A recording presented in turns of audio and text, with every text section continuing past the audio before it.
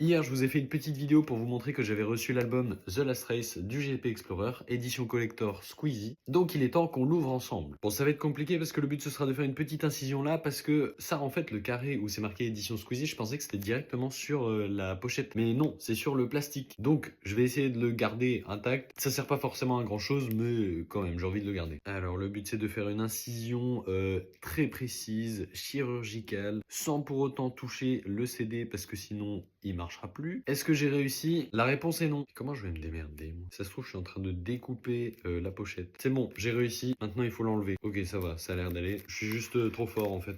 Et voilà, c'était pas si compliqué. Donc la magnifique pochette de l'album. Je trouve que l'idée est vraiment excellente d'avoir mis le CD comme ça en guise de visière. Je trouve ça vraiment, ça paraît assez simple, mais c'est trop cool en vrai. Au dos, vous avez le dos du casque tout simplement avec tous les titres. Et dedans, on retrouve la F4.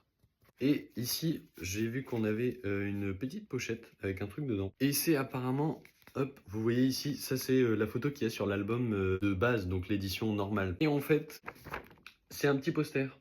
Voilà, un petit poster avec l'image de l'album. Et derrière, vous avez un peu plus de détails sur les titres. Et donc au niveau du CD, eh ben, c'est tout simplement une roue de F4.